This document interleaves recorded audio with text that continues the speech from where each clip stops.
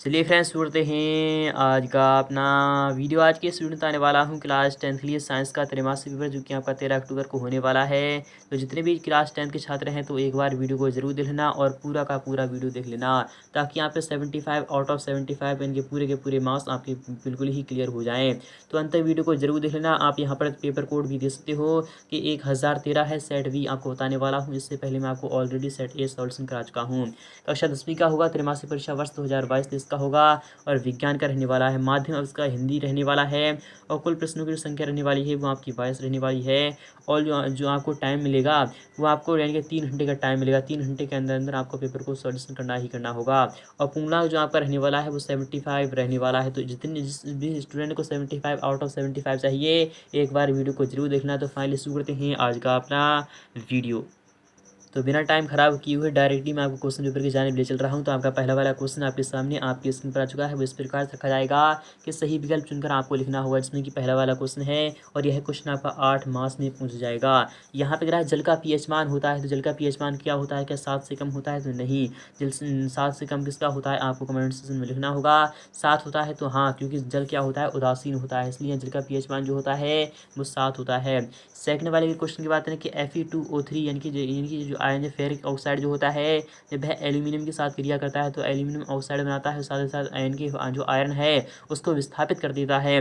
तो दी गई अभिक्रिया किस प्रकार की है? तो मैंने अभी भी क्या बोला है कि उसको विस्थापित कर देता है, अर्थात जो एल्यूमिनियम है वह आयन के जो फेरस होता है, इनकी जो आयरन होता है उससे अधिक अभिक्रियाशील धातु है, इसलिए क्या है इनकी जो होता है फेरिक ऑक्साइड जो है उसके यौगिक से उसको विस्थापित कर देता है तथा स्वयं उसके स्थान पर आ जाता है, तभी क्या बनाता है? एल्यूमिनियम ऑक्साइड बनाता है। और साथ ही साथ वह फिर इनकी जो आयरन जो होता है उसे विस्थापित कर देता है, इसलिए यह क्या है? तो विस्थापन अभिक्रिया का एग्जाम्पल है। आपका विकल्प यहाँ पर डी वाला सही हो जाएगा। इसी प्रकार से बात थर्ड वाले क्वेश्चन की, तो भी इस प्रकार से रखा जाएगा कि प्रकाश संश्लेषण की क्रिया पौधे के किस भाग में होती है? जड़ में होती है, तना में होती है, फिर पत्ती में, फिर फूल फल में होती है? तो प्रकाश संश्लेषण की जो क्रिया होती है वो पौधे के किस भाग में होती है? तो वह पत्ती में होती है। किस में होती है? तो पत्तियों में होती है। फोर्थ वाला क्वेश्चन है दो न्यूरॉन के बीच संधि कहलाती है, क्या कहलाती है? कोशिका संधि, उदासीन संधि, तंत्रिका पेशी संधि या फिर स्नेप्स कहलाती है? तो आपका विकल्प यहाँ पर डी वाला बिल्कुल ही सटीक हो जाएगा। पांचवें क्वेश्चन की बात करें कि लेंस की क्षमता का सही मात्रक क्या है? तो डायोप्टर है। क्या है? तो लेंस की क्षमता का जो सही मात्रक है वो डायोप्टर है। आपका विकल्प यहाँ पर सी वाला सही हो जाएगा। इसी प्रकार से बात करें छठे वाले क्वेश्चन की, वो इस प्रकार से रखा जाएगा कि मानव नेत्र के जिस भाग पर किसी वस्तु का प्रतिबिंब बनता है उसे हम दृष्टिपटल कहते हैं, रेटिना यानी कि दृष्टिपटल कहते हैं। आपका विकल्प यहाँ पर डी वाला सही हो जाएगा।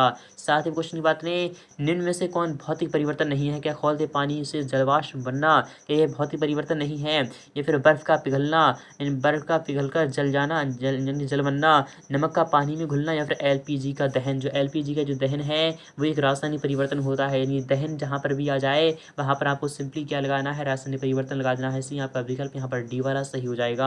आठवें क्वेश्चन की बात करें अम्लों का जो पीएच मान होता है वो कितना होता है? तो 7 से कम जो होता है वो अम्लों का पीएच मान होता है। 7 से अधिक जो होता है वो क्षारों का होता है। 7 जो होता है वो उदासीन होता है। आपको इन सभी का अच्छे प्रकार से जवाब मालूम होना चाहिए। इसी प्रकार से बात करें नेक्स्ट वाले क्वेश्चन की, तो सेकंड वाला जो क्वेश्चन होगा वो भी आपका 7 मार्क्स इनके 8 मार्क्स में पूछ जाएगा और ये भी आपका इंपॉर्टेंट रहने वाला है। यहाँ पर है रिक्त स्थानों की आपको पूर्ति करना है। पहला वाला क्वेश्चन है कि जल एक डैश है, जल एक कैसा ऑक्साइड है? तो जल एक क्या है? उदासीन ऑक्साइड है। क्या है? जल एक क्या है? जल एक क्या है? तो उदासीन ऑक्साइड है। आपको सिंपली यहाँ पर क्या लिखना है?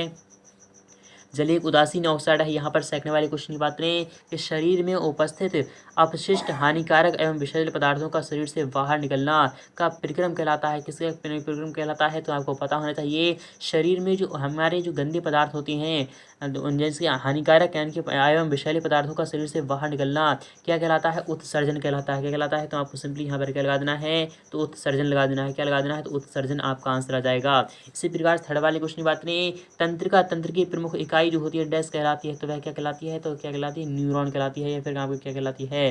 तंत्र की जो प्रमुख इकाई होती है वो न्यूरॉन होता है। क्या होता है? तो आपको सिंपली यहाँ पर पता होना चाहिए तंत्र की प्रमुख इकाई क्या है। इसका जवाब मैं आपको नेक्स्ट पार्ट में दिखा दूंगा। फिलहाल क्या आपको कमेंट सेक्शन में लिख देना है। उत्तल लेंस की ड्रेस क्षमता जो होती है कि उत्तल लेंस की क्षमता होती है ड्रेस तथा अवतल लेंस की क्षमता ड्रेस होती है। तो वह क्या होती है? अवतल लेंस की क्षमता यानी कि उत्तल लेंस की क्षमता होती है वो धनात्मक होती है। क्या होती है? तो धनात्मक होती है।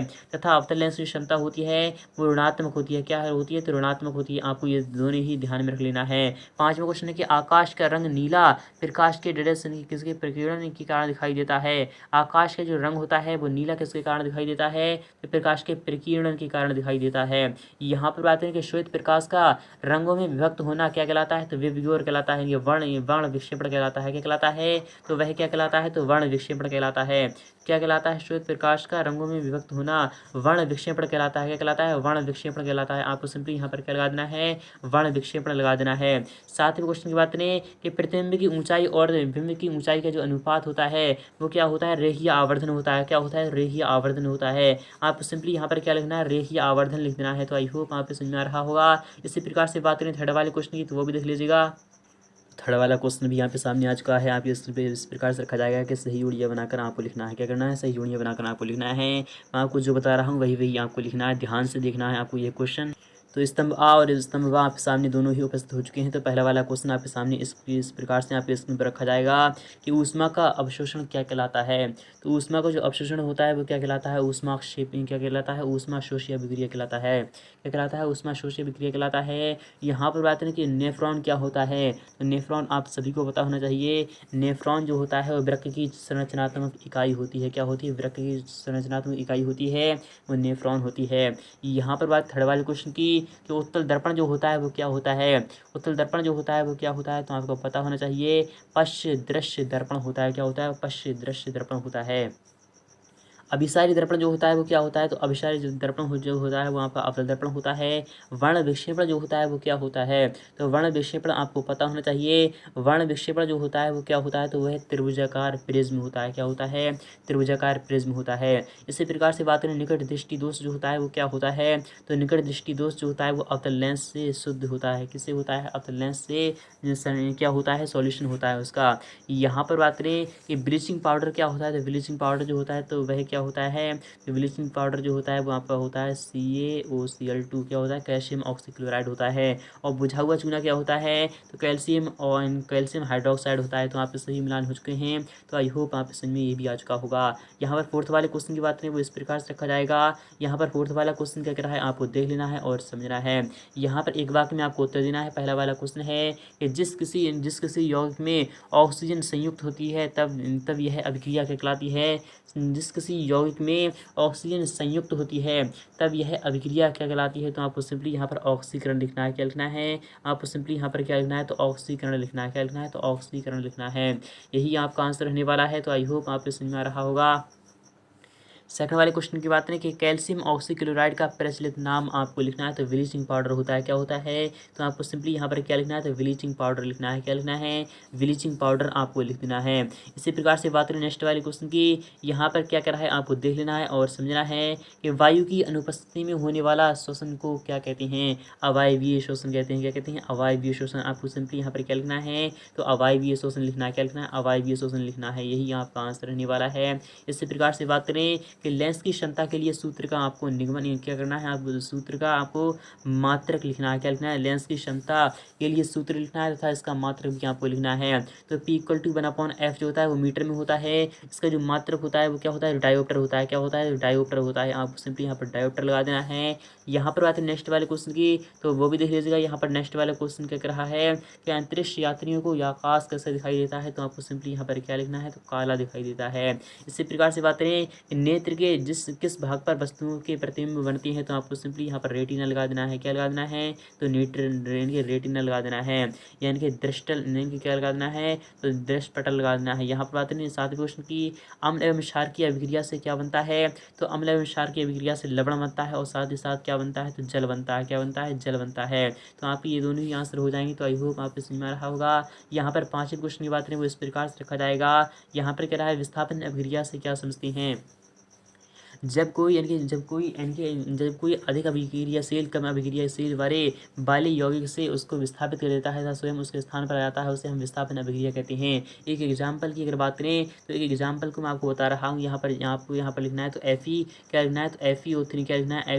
Fe2O3 लिखना है। क्या लिखना है? Fe2O3 लिखना है। फिर उसके बाद इसकी जो रिएक्शन करा देना है वो एल्यूमिनियम से करा देना है। तो यह क्या बनता है? तो आपको यह बन जाता है तो Al क्या बन जाता है? यह AlO3 बन जाता है, Al2O3 बन जाता है। और साथ ही साथ यह 2Fe को बाहर कर देता है। यह क्या है, तो विस्थापन अभिक्रिया का एग्जाम्पल हो जाएगा। यहाँ पर आते हैं पहले क्वेश्चन की कि तेल एवं वसा युक्त पदार्थों को नाइट्रोजन से इनके प्रभावित क्यों किया जाता है। अम्लीय वर्षा से आप क्या समझते हैं, शुष्क हाइड्रोक्लोरिक गैस शुष्क लिटमस पत्र को क्यों रंग क्यों नहीं बदलती है, आप इसके बारे में बताना।